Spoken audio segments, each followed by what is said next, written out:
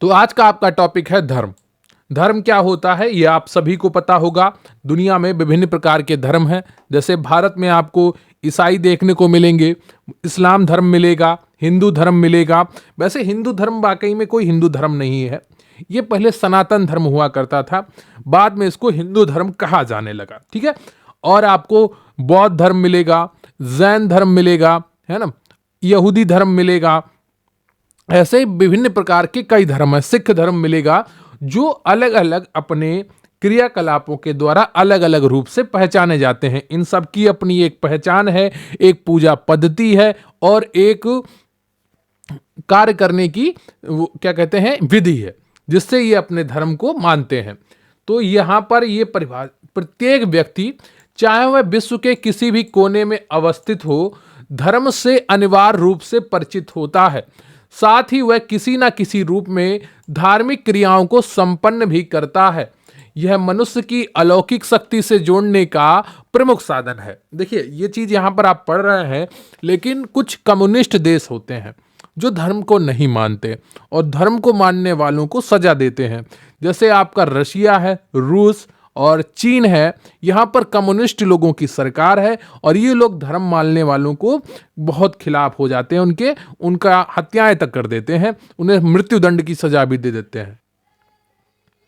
तो अब बात करते हैं धर्म की परिभाषाओं के बारे में। क्या धर्म की परिभाषाओं के बारे में, धर्म क्या है? तो इमाइल दुर्खिम ने धर्म को पावन, क्या सेक्रेड एवं अपावन यानी कि प्रोफेन, जादू या आदिम विज्ञान में विभाजित किया है। किसने? दुर्खिम ने। इसको धर्म को पावन यानी कि बहुत ही पवित्र एवं अपावन, जादू या आदिम विज्ञान में विभाजित किया है। किसने? इमाइल दुर्खिम ने। अब बात करते हैं एडवर्ड टायलर की। तो एडवर्ड टायलर के अनुसार आध्यात्मिक सत्ताओं में विश्वास ही धर्म है। ये सत्ताएं दैविक तथा राक्षसी दोनों ही प्रकार की हो सकती हैं। कार्ल मार्क्स के अनुसार, क्या अगली परिभाषा है कार्ल मार्क्स की, धर्म अफीम के समान है। क्या? धर्म अफीम के समान है। किसके?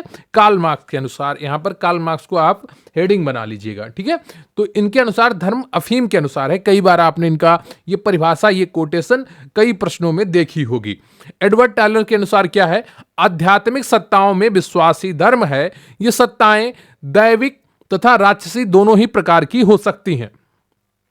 मैक्स मुलर ने प्राकृतिक परिस्थितियों को धार्मिक व्यवहार के साथ जोड़ने का प्रयास किया है।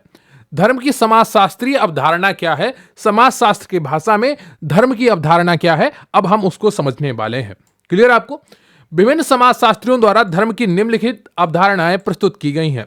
हावेल एक समाजशास्त्री हैं। उनके अनुसार धर्म की अवधारणा क्या है?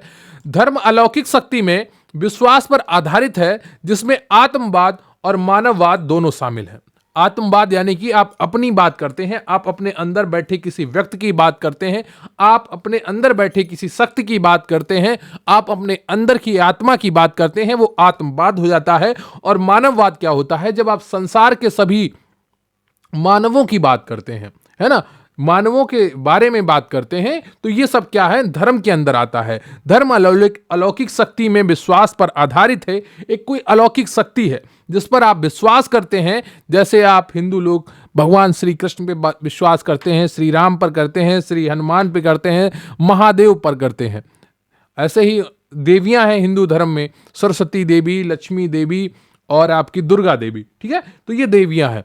इसी तरह इस्लाम धर्म में अल्लाह को मानते हैं और फिर सिख धर्म में किसी और को मानते हैं, है ना, और आपका ईसाई धर्म में गॉड कहते हैं। तो सबके अलग अलग अपने विचार हैं, सबके अलग अलग मत हैं, लेकिन सब किसी ना किसी अलौकिक शक्ति में विश्वास रखते हैं। ये धर्म है। तो धर्म अलौकिक शक्ति में विश्वास पर आधारित है, जिसमें आत्मवाद और मानववाद दोनों शामिल है। क्लियर आपको? अब बात करते हैं मेलिनोवस्की के अनुसार, धर्म क्रिया का एक तरीका है और साथ ही विश्वासों की एक व्यवस्था भी, और धर्म एक समाजशास्त्रीय घटना के साथ साथ एक व्यक्तिगत अनुभव भी है।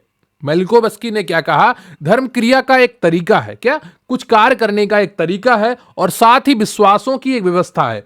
यानी कि आपकी जो समुचित विश्वास है उनकी एक व्यवस्था है।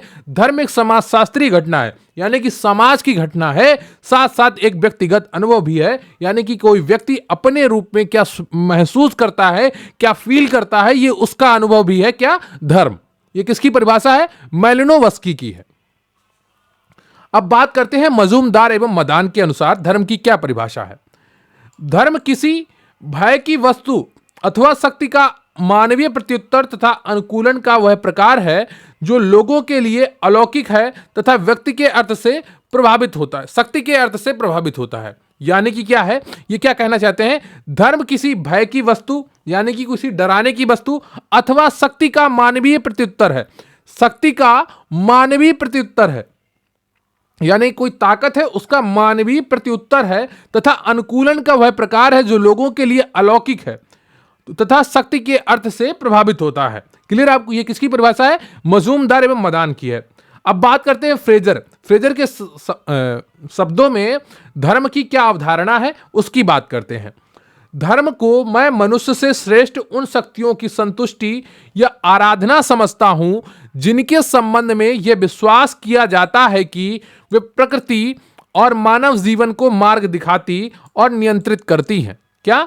फ्रेजर के अनुसार धर्म को मैं मनुष्य से श्रेष्ठ उन शक्तियों की संतुष्टि या आराधना समझता हूं जिनके संबंध में यह विश्वास किया जाता है कि वे प्रकृति और मानव जीवन को मार्ग दिखाती और नियंत्रित करती हैं। क्लियर आपको? फ्रेजर के अनुसार धर्म की क्या परिभाषा है? धर्म को मैं मनुष्य से श्रेष्ठ उन शक्तियों की संतुष्टि या आराधना समझता हूं जिनके संबंध में यह विश्वास किया जाता है कि वे प्रकृति और मानव जीवन को मार्ग दिखाती और नियंत्रित करती हैं। क्लियर आपको? तो यह सही रहेगा आपका। फ्रेजर के अनुसार यह धर्म की परिभाषा है। अब बात करते हैं टायलर के अनुसार अवधारणा क्या है धर्म की। आध्यात्मिक सत्ताओं में विश्वास ही धर्म है। ये सत्ताएं दैविक तथा राजसी दोनों ही प्रकार की हो सकती हैं। यह परिभाषा आप ऊपर देख चुके हैं। जॉनसन के अनुसार क्या परिभाषा है? धर्म कम या अधिक मात्रा में अलौकिक शक्तियों, तत्वों तथा आत्मा से संबंधित विश्वासों और आचरणों की एक संगठित व्यवस्था है। क्लियर आपको? ये जॉनसन ने कहा है। क्या कहा है? धर्म कम या अधिक मात्रा में, ये कम भी हो सकती है और बहुत अधिक भी हो सकती है, अलौकिक शक्तियों, तत्वों तथा आत्मा से संबंधित विश्वासों और आचरणों की एक संगठित व्यवस्था है। आचरण से मतलब यहां पर होगा कि आप धर्म के अनुसार सबके आचरण अलग अलग हैं, है ना। हिंदू धर्म में सूर्य को जल देते हैं, मंदिर में जाके जल देते हैं, नमस्कार करते हैं, लेकिन इस्लाम धर्म में मूर्ति पूजा प्रतिबंधित है, लेकिन वो मज़ारों पे जाते हैं, वहां पर अपना नमन करते हैं। तो ये सब क्या है? अपने अपने धर्म के तरीके हैं, अपने अपने विचार हैं। क्लियर है आपको? तो धर्म के प्रमुख तत्व क्या है, इनके बारे में अब हम बात करते हैं। इसमें तर्क का कोई स्थान नहीं होता है। देखिए, तर्क नहीं कर सकते। ये ऐसा क्यों है? एक धर्म है जो गर्दन काट देता है अगर उसके धर्म पे कोई तर्क कर दे, है ना। हिंदू धर्म में ऐसा नहीं होता है, जैन धर्म में ऐसा नहीं होता है ना। बौद्ध धर्म में ऐसा नहीं देखने को मिलता है कि कोई तर्क करे और उन्हें कोई मार दे।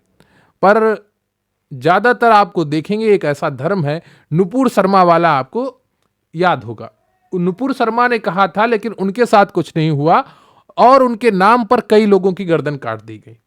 ये सब है, समाज में है कि धर्म के नाम पर अगर आप कुछ तर्क करेंगे धर्म पर, धर्म की प्रथाओं पर, धर्म की बातों पर, तो आप पर हमला भी हो सकता है। धर्म में विश्वास का रूप पाया जाता है, यानी कि विश्वास होता है, ट्रस्ट होता है, बिलीव होता है, तथा इसमें संवेगात्मक भावनाएं होती हैं। इसी कारण कार्ल मार्क्स ने इसे अफीम की संज्ञा दी है। क्लियर आपको? क्या अफीम की संज्ञा दी है। अब बात करते हैं धर्म के लक्षण क्या है।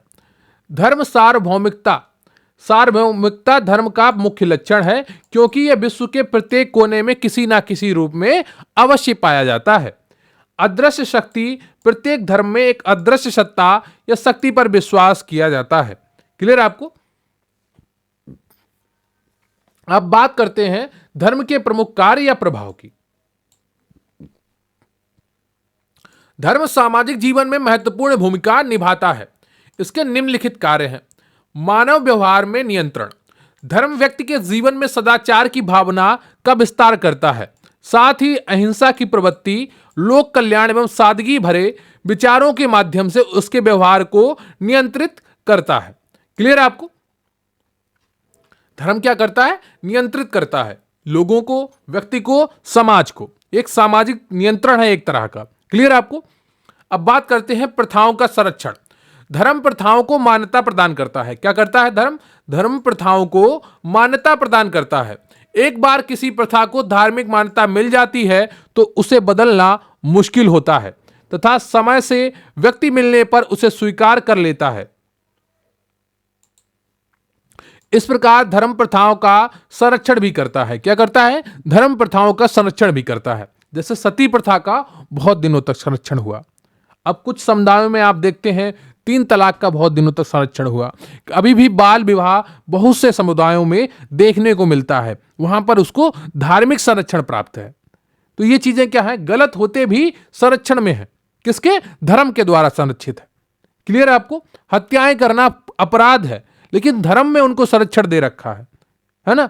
गला काटना अपराध है। आप देखते होंगे अफगानिस्तान से वीडियो आते हैं कि धर्म के नाम पर गला काट दिया, गोली मार दी, लेकिन वहां पर धर्म से उनको संरक्षण दिया गया है।